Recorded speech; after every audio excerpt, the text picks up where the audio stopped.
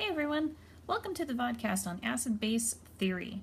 Towards the end of this vodcast, you're also going to get a second introduction and review on various types of concentration and units that we use and formulas. All right, get your notes ready. Let's begin. So this is just a little recap. When we measure pH, we have done so in previous activities up to this point.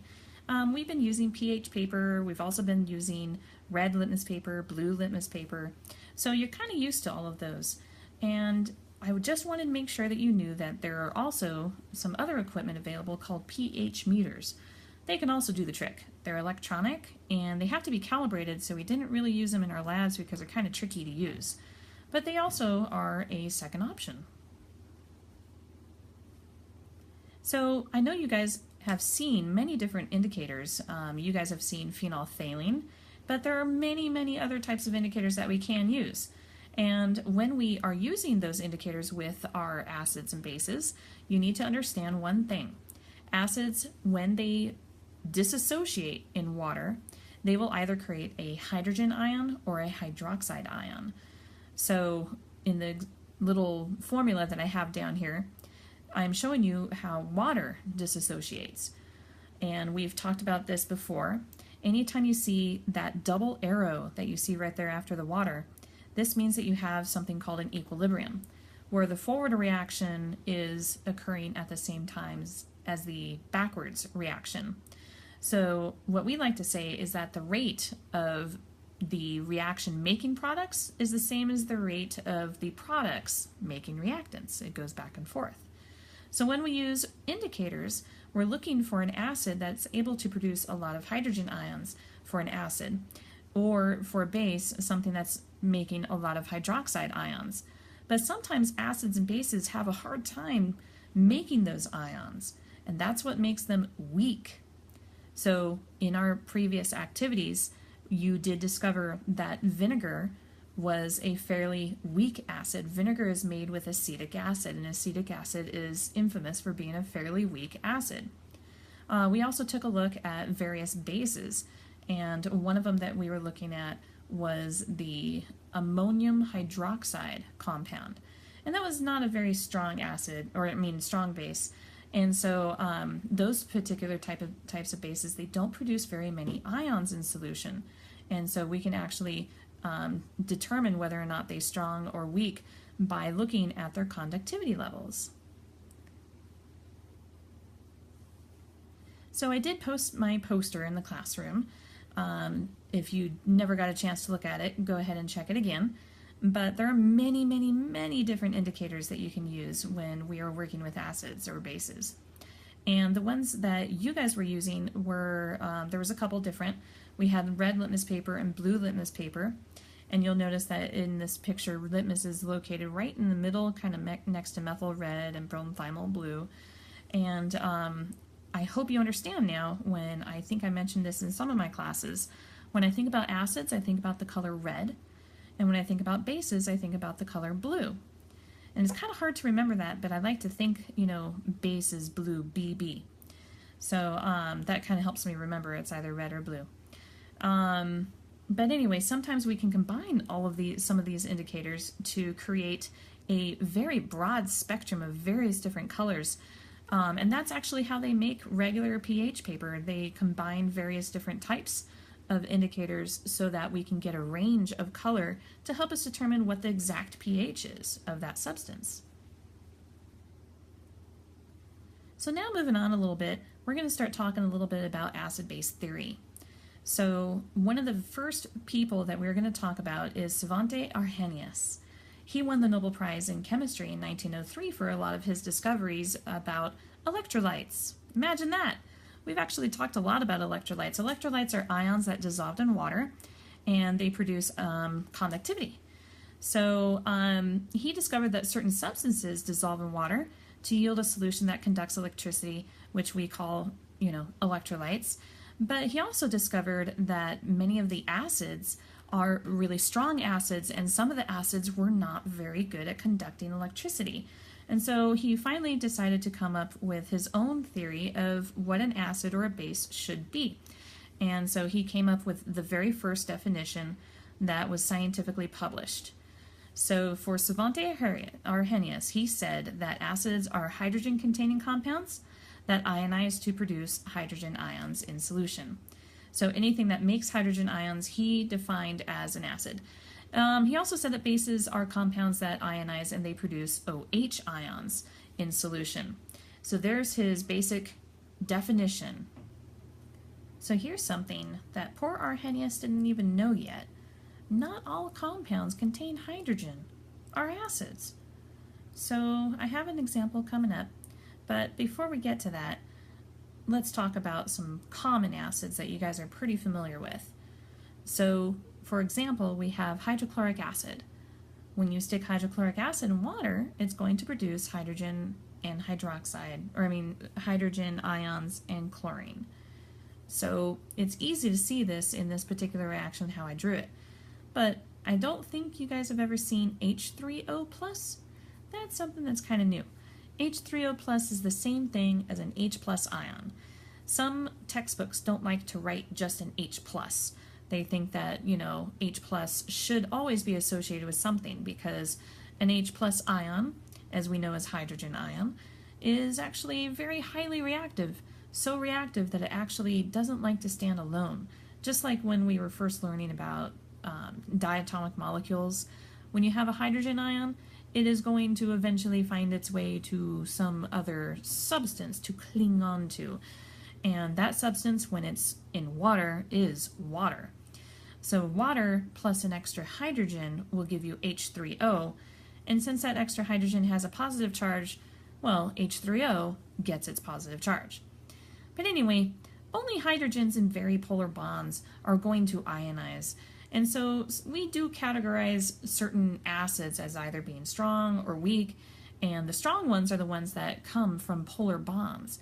If you have highly polar bonds, you're probably going to have a fairly strong acid. So if the acid is not capable of creating ions very well in solution, it's going to be categorized as a weak acid. So remember how I said sometimes acids not all acids have to have that hydrogen in there? Well, this came to light with Bronsted-Lowry. These two gentlemen came around 1923. They wrote a couple papers about acids, and they were investigating and furthering some of the research that Arrhenius brought along. And one of the major substances that they realized that there was a problem with was ammonia. And here's the problem that they saw. In my example down here, this is the formula for ammonia, NH3. And when you first look at that formula, you're like, I don't know. It doesn't have a hydroxide on there, and it doesn't have the hydrogen written in the front. So what's up with this thing? Is it an acid or is it not? But ammonia, when it's tested with certain, indicators or pH paper, you'll always get blue. And remember what blue means. Blue means base. And so these guys had to come up with a new definition for an acid and base. They redefined it. They said an acid is a hydrogen ion donor and a base is a hydrogen ion acceptor. So what I'm going to do is I'm going to try to explain that using the example that you see down here. Let's get that written down in our notes. What you're looking at is the dissociation of ammonia in water. So right here, your water is actually capable in the formula of actually disassociating and throwing off one of these hydrogens. One of these hydrogens is going to attach itself to the NH3, making your favorite ion, the ammonium ion, one of the only polyatomic ions that we have. And then, sure enough, guess what's left over? Your hydroxide. So the hydroxide comes over here, and this is how ammonia actually creates hydroxide. It's kind of tricky. Basically, the ammonia is literally ripping apart the water, and in that process is creating your hydroxide ions, making that ammonia appear like a base. So that phenomenon, that process, doesn't really fit into the Arrhenius definition of an acid or a base. I mean, it's produced in the hydroxide, but the hydroxide wasn't really easy to find inside of the formula for ammonia. So a new definition actually had to be created, and believe it or not, poor Arrhenius actually thought that ammonia's real formula was NH4OH. Can't say that I blame him very much, but the molar mass of ammonia was discovered to be way less than NH4OH. It was just NH3. So, according to Bronsted-Lowry, does this actually mean in that reaction that we were just looking at, is the ammonia, or I mean, is the water actually behaving like an acid? Because according to Bronsted-Lowry, acids are hydrogen ion donors. Well, yeah, water's acting like an acid. And what's fascinating here is that there is a double arrow. Let's take a closer look at that double arrow because that's actually a very important area. Not only does the forward reaction occur, but the backwards reaction also is occurring at the same time. So just remember that an acid is a hydrogen donor. So if you think about this reaction occurring in the backwards direction, in this way, let's look at ammonium. The ammonium ion has 4 hydrogens, but over on the left side, you see how he now only has 3. The reason why is because the ammonium ion actually took one of its hydrogens and gave it to the OH. So this guy's behaving like an acid. And since the OH accepted that hydrogen ion, this guy would be behaving like a base. So in the reverse direction, ammonium would be the acid and hydroxide would be the base. But as you know, in the forward reaction, this guy is your base, and water actually behaves like an acid. You see, the thing about Bronsted-Lowry is that acids and bases, they always have a pair, or kind of like a doppelganger twin on the other side of the reaction. We call these acid-base pairs. Well, the technical word we use is conjugate acid-base pairs. So if the reaction is going in the reverse direction, the NH4 is going to give up a hydrogen ion, so that makes it kind of like an acid. And the hydroxide ion is going to accept the hydrogen from the ammonium ion, making it kind of like a base. So just a little further explanation here. Starting on the left side, we know that the water was originally behaving like an acid, and we know that the ammonia was originally behaving like a base. So these are your original acids, and this guy is your original base. Now, on the right side of the formula, whatever the original acid or base turned into would be its conjugate pair.